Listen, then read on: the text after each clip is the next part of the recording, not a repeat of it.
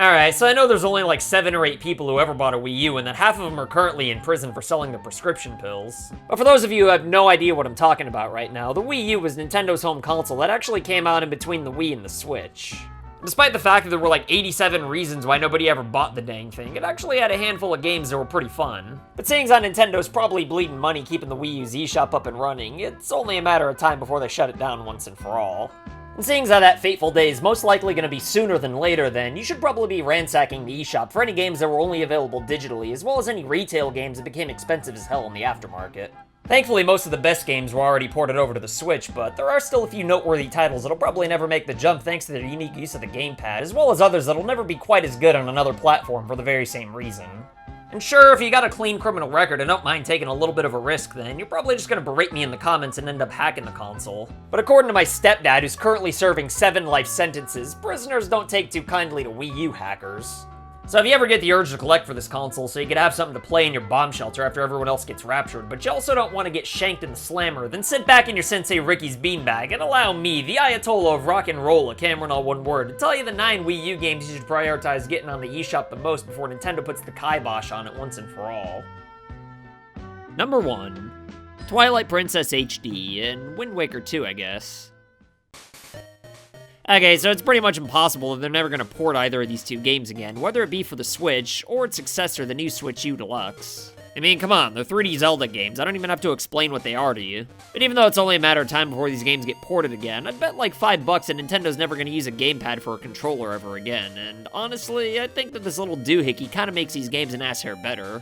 Sure, it may not be necessary, seeing as how these two titles were originally on the Cuba game, but touch controls for conducting and changing items more efficiently, and really just having maps right in front of you is always going to make these two versions of the game feel unique. In fact, these two games in particular are probably the main reasons why I'm never going to sell my Wii U.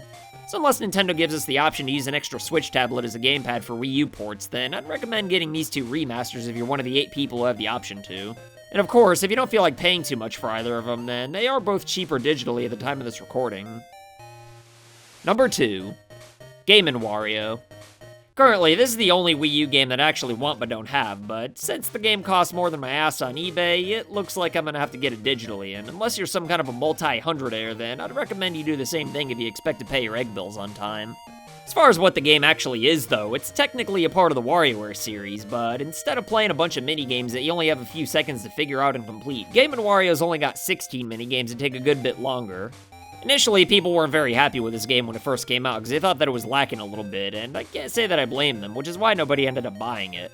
And since nobody bought it, the physicals are kind of a pain in the ass to get in the aftermarket, but thankfully one of the things the Wii U didn't botch was letting you download retail games. Sure, it might be kind of weird for me to try to encourage you to buy the worst and most expensive WarioWare game to date when I never even played it myself, but, I mean, I don't know. I still think it looks fun now that people aren't stuck in the Wii U waiting for it to pump out more material for their stand-up comedy specials. I mean, sure, there's only 16 minigames, but I'm pretty sure they're probably fun. Number 3. Wii Party U. Do you like party games? No, I don't have any friends I could play them with. Well then, if I got the game for you. Wii Party U is just as self-explanatory as it sounds. It's pretty much a Mario Party without Mario characters, which is odd seeing as how the game was made by Nintendo themselves, but I mean, hey, if you're one of those people who don't exist who are boycotting the Mario franchise until Nintendo makes another game in the Doki Doki Panic style, then Wii Party U is a pretty good workaround to play a Mario Party game. And since it's cheaper on the eShop than it is on eBay, then maybe you should get it before Nintendo takes it down, because this game's never going to leave the Wii U thanks to the fact that it was built entirely around the gamepad. Number 4. DuckTales Remastered. Back in an era where most developers thought of movie and TV-based games as good opportunities for cash grabs, Capcom went the extra mile to give us games that fans of the source material could be proud of, and DuckTales is probably the best example of this. So then a few decades later, they figured, hey, why not remaster it? Then they did, and it was pretty cool. I always think it's funny when people consider ports with visual enhancements to be complete remakes, but for whatever reason, Capcom considers this to just be a remaster, even though it added an intro stage, voice acting with the original cast members, and tons of other noticeable differences. And to be fair, this game's also on other consoles, so the sense of urgency to pick it up on the Wii U in particular is not too high, but it was delisted for about a year, and I've got no reason to believe they're not going to just take it down again, even before the eShop's discontinued officially. But since the Wii U version's technically the best thanks to the fact that you can play it on the tablet, then you might as well choose this version if you have a Wii U lying around. And sure, the tablet advantage is gonna go right out the window if the game ever comes to the Switch, but if they already delisted the game, then I'd advise against taking your chances since it's only 15 bucks on the eShop right now. Number 5. Pushmo World. Pushmo games might not be everyone's cup of tea, but if you like 3D puzzle games that won't cost you $1 billion, then this just might be right up your alley. The concept's pretty simple but fun. You play as a sumo wrestler looking dude and climb a bunch of structures by pulling the blocks out so you can rescue these dumbass little kids who were somehow closed in the blocks. Ha! Take that, Darwin!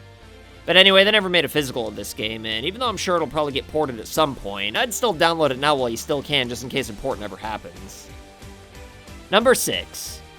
Devil's Third. Not so long time ago in the galaxy that we're currently in right now, the guy who made the Dead or Alive and newer Ninja Gaiden games, Booker Huffman, got fed up with Tecmo's bullpoop and decided to start his own gaming company called Valhalla Studios. And since the above-average-sized end needed some third-party support on the Wii U, they decided to publish his brand new company's very first game. Because just look at this guy and tell me he's not gonna find the time to make a classic video game in between all his wild rock and roll parties.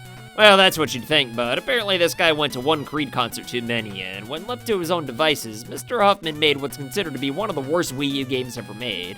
And since Nintendo realized how much they botched it with the Japanese release of the game, they decided to release the bare minimum outside of Japan. And if I were to guess, I'd imagine that they wouldn't have released it at all if they weren't legally obligated to.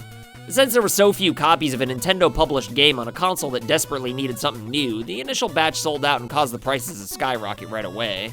Luckily for me, though, I happened to be in Mexico City when everyone noticed how expensive the game got on eBay, and since apparently nobody talked about it in Spanish yet, I managed to pick a copy up with no fuss, although, to be honest, there was a little bit of muss. But then after giving the game an honest chance, I still sold it because I felt like I'd gotten my fill and needed to scratch. So why am I telling you to buy it digitally, you ask? Well, for the bragging rights, you dingus. Besides, it's really not that bad anyway. I mean, it's not good either, but it's still better than GoldenEye if you eliminate nostalgia, and everyone seems pretty dead set on the idea that that game's essential for a 64 collection. Oh, good? Number 7. Fast Racing Neo. After 87 years of Nintendo refusing to make a new F-Zero game, Fast Racing Neo is pretty much the best thing we got right now. But even though it may be a clone of a game from a more popular franchise, I must say that they did a pretty good job here. The only problem is that it's stuck on the friggin' Wii U, so most people are probably never gonna get their hands on it. This game did have physical copies made for it, but I can only seem to find the PAL version, which leads me to believe that that's the only region they were released in.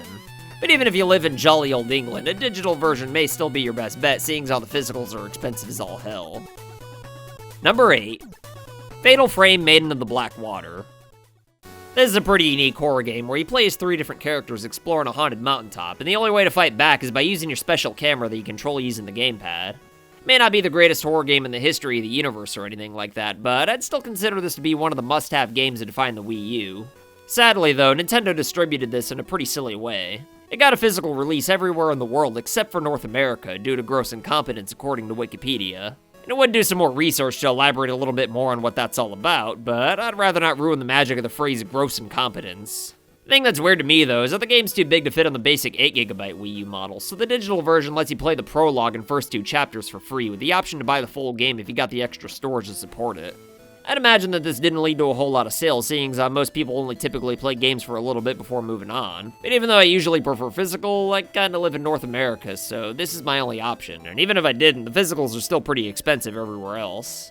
Even though the gamepad mechanics would probably work just fine with a standard controller, I just don't see this game popping up on another console anytime soon. Number 9. Regular Wii Games. Okay, so after the Switch ransacked most of the Wii U's library, there may not be all that many instant classics remaining that aren't cheap as hell in the aftermarket while the digital store is still up and running. However, when you consider the fact that the Wii U could play a lot of the best Wii games digitally in an HD TV for a lot cheaper than if you were to buy the physical separately, then the console does earn a fair amount of brownie points if you ask me. I mean, everyone's always hooting and hollering at Nintendo so they could pay $60 for the Metroid Prime trilogy on the Switch, but I mean, the friggin' compilation's on the Wii U eShop for $20. Granted, it might not be as pretty as a Switch remastered look, but in my opinion, point and controls are always going to be an ass hair better for shooters than gyro controls, even though the sensor bar is kind of a pain in the ass. But even beyond the Metroid Prime trilogy, the Wii U's got plenty of other great Wii games to choose from that are way cheaper than if you were to buy them physically. Not to mention all the other virtual console games the Wii U's got as well, although if you ask me, the Wii titles are really what you want here. But anyway, that's all I got, so if I missed something, let me know in the comments below, but if you liked this video, then you might also like my video where I do the exact same thing for the 3DS and PS Vita. But if you'll excuse me, though, I gotta go testify against my prison-bound father so I could keep his copy of Jurassic Park on VHS. Later.